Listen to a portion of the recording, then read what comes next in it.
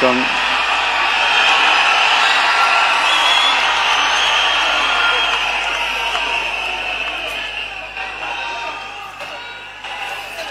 என்ன சொல்றது, எப்படி ஆரம்பிக்கிறதுன்னு தெரியல.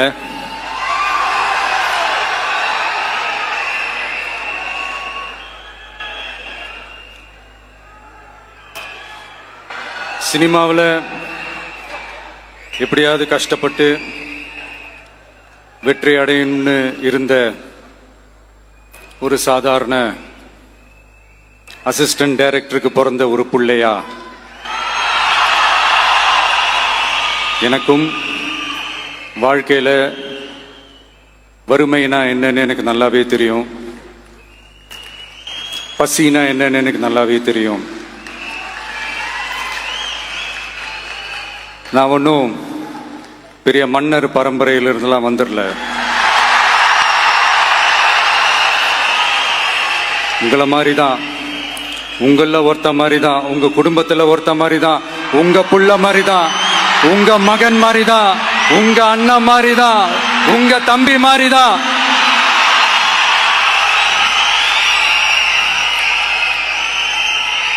அப்படிதான் நான் உணர்றேன்.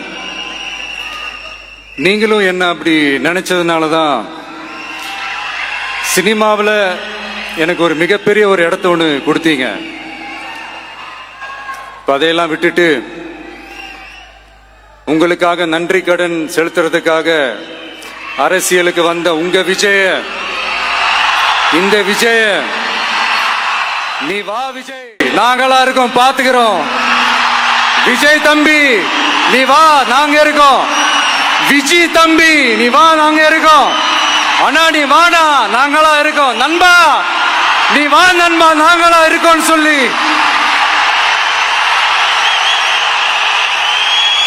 அவ்வளவு அன்பா, அவ்வளவு உறவா என்ன ஏத்துக்கிட்டீங்க. இந்த நேரத்தில் இதை நான் சொல்லணும். இந்த டிராவல்ல, இந்த ப்ராசஸ்ல எனக்கு எவ்வளவோ கஷ்டங்கள், எனக்கு எவ்வளவோ இந்த அவமானப்படுத்தினதெல்லாம் ஒரு பக்கம் இருந்தாலும், எனக்காக கூட நின்ன உங்களுக்கும் அதே மாதிரி கஷ்டங்கள், அதே மாதிரி அவமானங்கள், அதையெல்லாம் நீங்க பெருசா எடுத்துக்காம, அதையெல்லாம் நீங்க பொருட்டாவே எடுத்துக்காம, என்னோட வலிகளை, என்னோட வேதனைகளை உங்களோட தான் நினைச்சு என் கூடவே நின்னு இன்னைக்கு சி ஜோசப் விஜய் எனும் நான்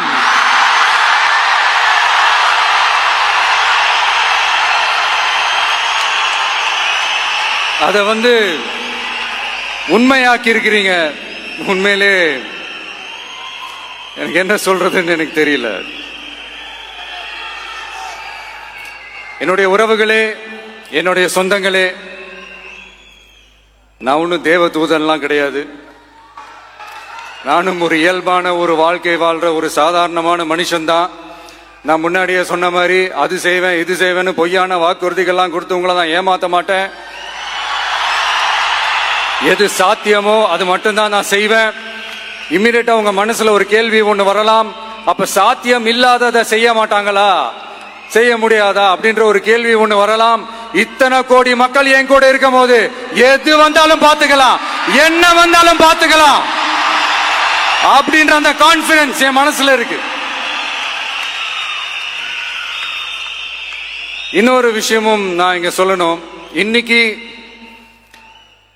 நம்ம தமிழ்நாடு கவர்மெண்ட் இருக்கிற அந்த நிலைமையை பத்தி நான் உங்ககிட்ட நான் சொல்லணும். கிட்டத்தட்ட 10 லட்சம் கோடிக்கு மேல கடன் வாங்கி வச்சுட்டு போயிருக்கிற இன்னைக்கு அந்த தமிழ்நாடு அரசு இருக்கிறப்போ, கஜானாவை சுத்தமா தொடச்சி வலிச்சு வச்சுட்டு போயிருக்கிறப்போ, தூக்க முடியாத சுமையை ஏத்தி வச்சுட்டு போயிருக்கிறப்போ,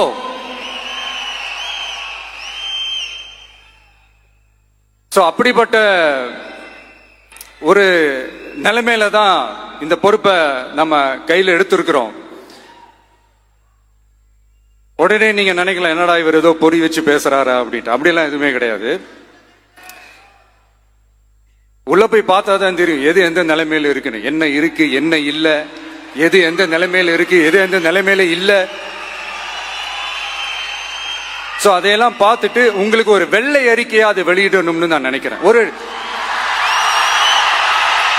ஒரு டிரான்ஸ்பரண்டான ஒரு கவர்மெண்டா, அதாவது இன்னைக்கு நம்ம தமிழ்நாடு கவர்மெண்ட் இந்த நிலைமையில தான் இருக்கு அப்படின்றத உங்ககிட்ட சொல்லிட்டு I just want to take it forward from there. அதை தான் நான் முதல்ல செய்யணும்னு நினைக்கிறேன்.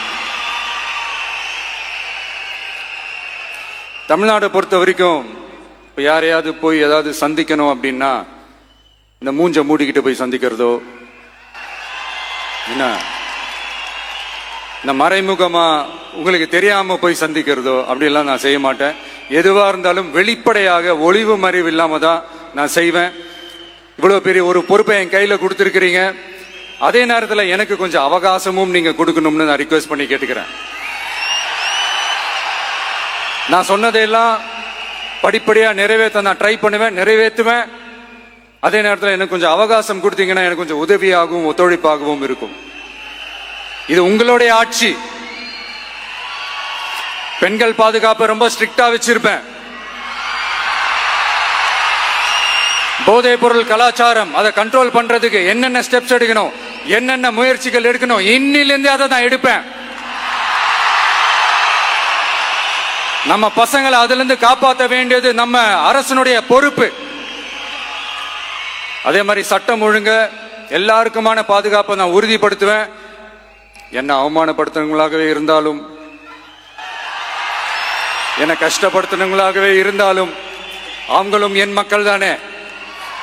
நண்பர்களாக இருந்தாலும் எதிரிகளாக இருந்தாலும் 8 கோடி மக்களும் என் மக்கள் தானே.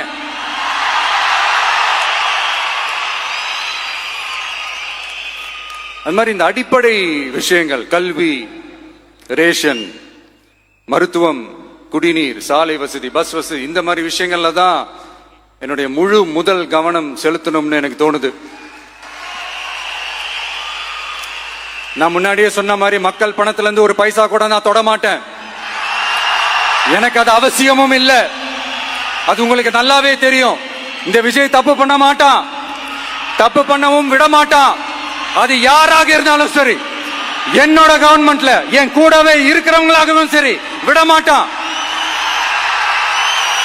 சப்போஸ் யாருக்காவது அப்படி ஒரு எண்ணம் மனசுல இருந்துச்சுன்னா, நம்ம ஜெயிச்சுட்டோம், ஒரு ஆட்டம் ஆடி பார்க்கலாம் அப்படின்ற எண்ணம் யாருக்காவது இருந்துச்சுன்னா இப்பவே இந்த நிமிஷமே அதை எரேஸ் பண்ணிருங்க.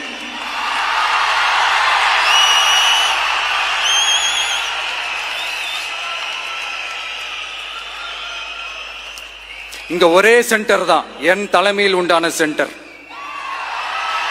இந்த பக்கம் ஒரு சென்டர், இந்த பக்கம் ஒரு பவர் சென்டர், அங்க ஒரு பவர் சென்டர், அதெல்லாம் கிடையவே கிடையாது. இப்பவே சொல்லிடுறேன். பெண்கள், இளைஞர்கள், விவசாயிகள், அரசு ஊழியர்கள், ஆசிரியர்கள், உழைக்கிற மக்கள், மீனவர்கள் எல்லாருமே நம்ம டிவிக்கு அரசுல நல்லா இருப்போம், நல்லா இருப்போம், நல்லா இருப்போம். பிறப்புக்கும் எல்லா உயிர்க்கும் அப்படின்றத நம்ம சமரசம் இல்லாத அடிப்படை கோட்பாடு. சிறுபான்மை சகோதரர்களே, உங்களுக்காக நம்ம டிவிக்கு அரசு கூடவே நிற்கும். உங்களுக்கு அதுல எந்த விதமான சந்தேகமும் வேணாம். இந்து, முஸ்லிம், கிறிஸ்தவர்களுக்கான முகம்தான் இந்த விஜயனுடைய முகம். அதுல 100% நீங்க இந்த விஜயை நம்பலாம். இப்படி ஒரு சூழலை ஏற்படுத்தி கொடுத்த தமிழ்நாட்டு மக்கள், ஒட்டுமொத்த மக்கள், உங்கள் அனைவருக்கும் இந்த நேரத்தில் என்னுடைய நன்றியை தெரிவிச்சு, இன்னொருத்தவங்களுக்கும் முக்கியமா நான் நன்றி சொல்லணும். அது இந்த விஜய் மாமாவோட குட்டி நண்பா, நண்பி.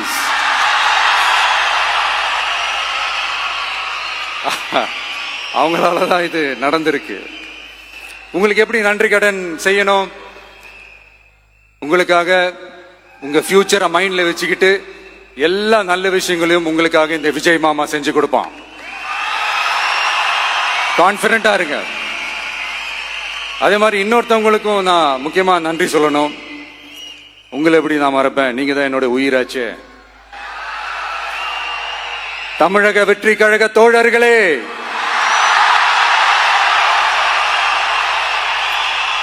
உண்மையில சொல்லனா நீங்க இல்லைன்னா எதுவுமே இல்லை.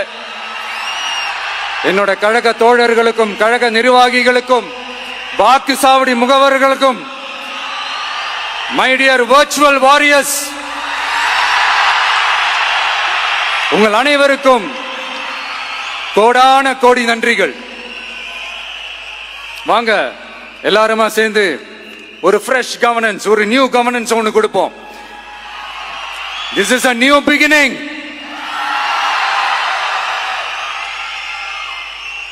A new era of a real secular social justice starts now.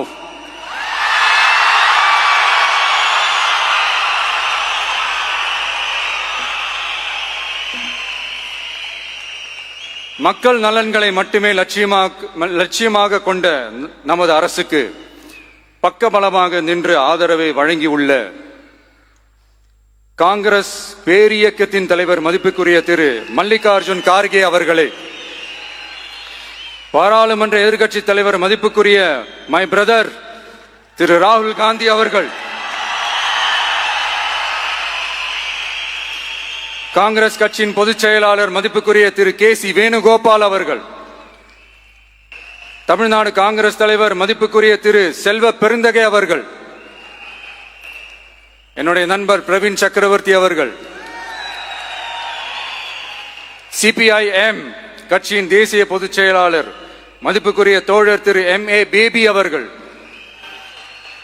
மாநில செயலாளர் மதிப்புக்குரிய தோழர் திரு பி. சண்முகம் அவர்கள், அரசியல் தலைமை குழு உறுப்பினர் மதிப்புக்குரிய தோழர் திரு கே. பாலகிருஷ்ணன் அவர்கள், பாராளுமன்ற உறுப்பினர் மதிப்புக்குரிய தோழர் திரு சு. வெங்கடேசன் அவர்கள்,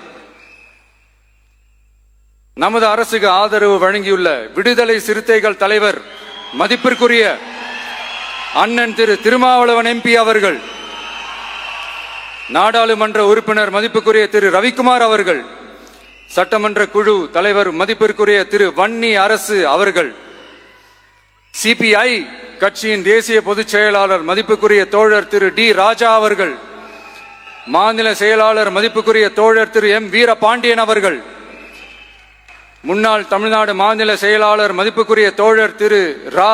முத்தரசன் அவர்கள், இந்திய யூனியன் முஸ்லிம் லீக் கட்சியின் தலைவர் மதிப்புக்குரிய டாக்டர் திரு காதர் மொய்தீன் அவர்கள், நாடாளுமன்ற உறுப்பினர் மதிப்புக்குரிய திரு நவாஸ் கனி அவர்கள், உங்க எல்லாரையும் வருக வருக என்று வரவேற்கிறேன்.